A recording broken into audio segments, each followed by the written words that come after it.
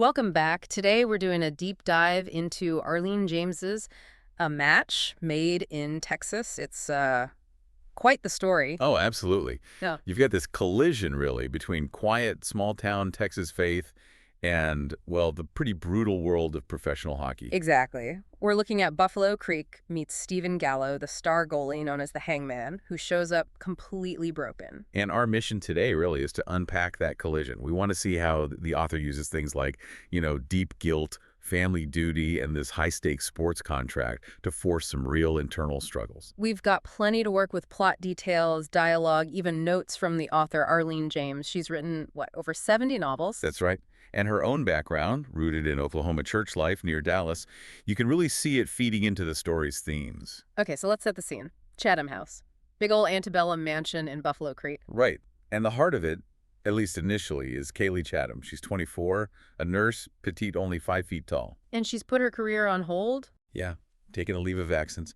Her father, Hubner, he's a widowed, retired minister, and she's there to care for him. Her faith is central, isn't it? Oh, deeply. Huh. It's not just Sunday morning. Like, right away, we see her quoting Matthew 5 about swearing. From the Sermon on the Mount, right, about letting your yes be yes. Exactly. It shows this really intense commitment to truthfulness. No oaths needed. And that's about to crash right into the world of agents and pro sports deals. And speaking of crashing, Stephen Gallow arrives. 28, 6'4", goalie for the Fort Worth Blades. And he's not just got a sprained ankle. No, definitely not. Serious injuries, broken bones, needed surgery.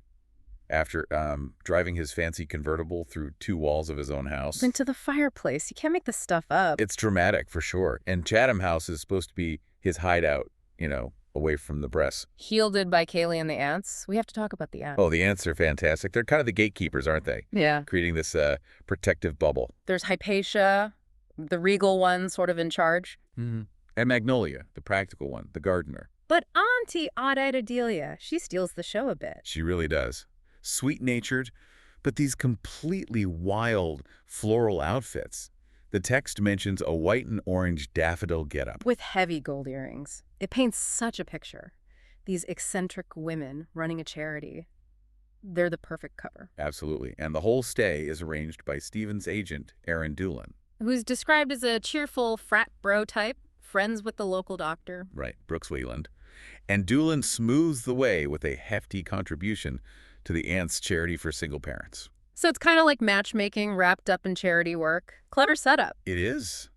But Stephen's hiding from more than just reporters, isn't he? Yeah, that's the thing. This tough goalie, the Hangman, he's actually incredibly vulnerable. He's worried about his team, the Fort Worth Blades. His injuries aren't just physical. They're a huge career threat.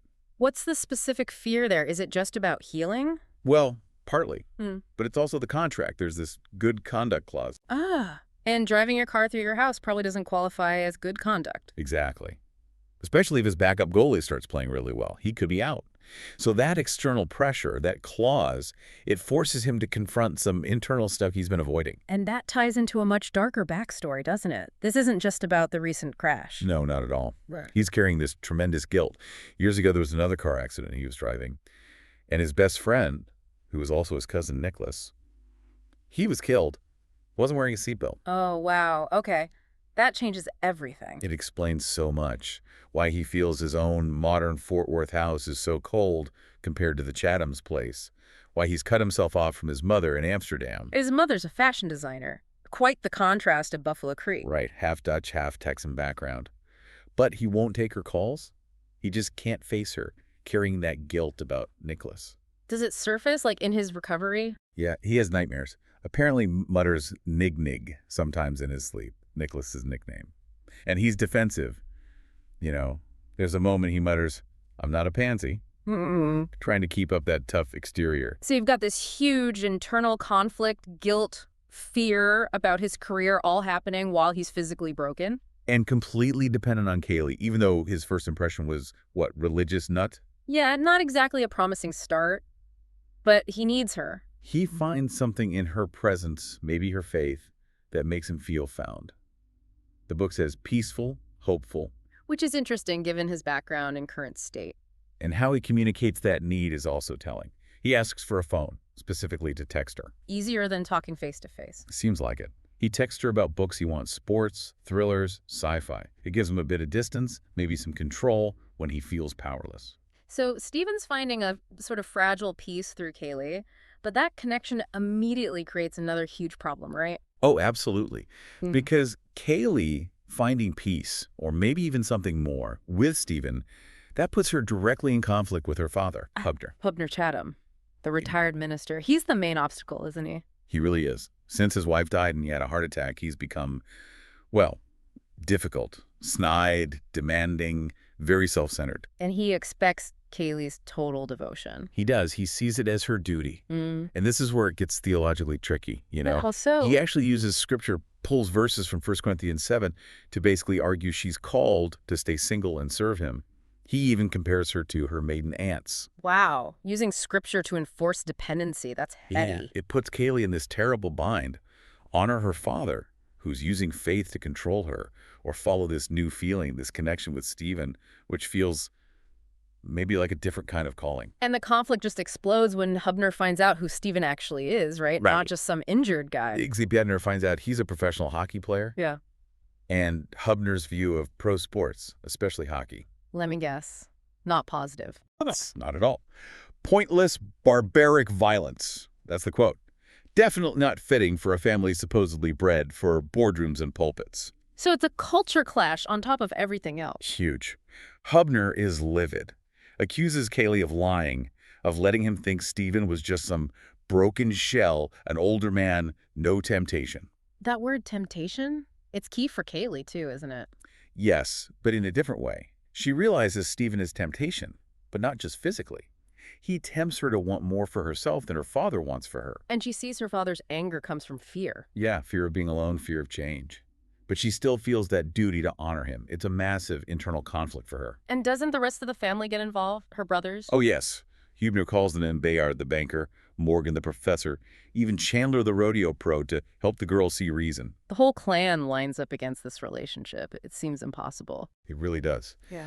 You've got Stephen's guilt, his career hanging by a thread, Kaylie's duty to her controlling father, the family pressure. How can this possibly work out, especially in a faith-based novel? It needs resolution on multiple levels, doesn't it? Starting with Stephen's internal crisis. Right. And his feelings for Kaylie push him to finally face it. He confesses everything about the accident with Nicholas, the painful details. And Kaylie's role there. She's his anchor again. She encourages him towards forgiveness, tells him, don't let your guilt keep you from forgiveness. It's a spiritual turning point for him. And then, almost like clockwork, the external pressure eases up.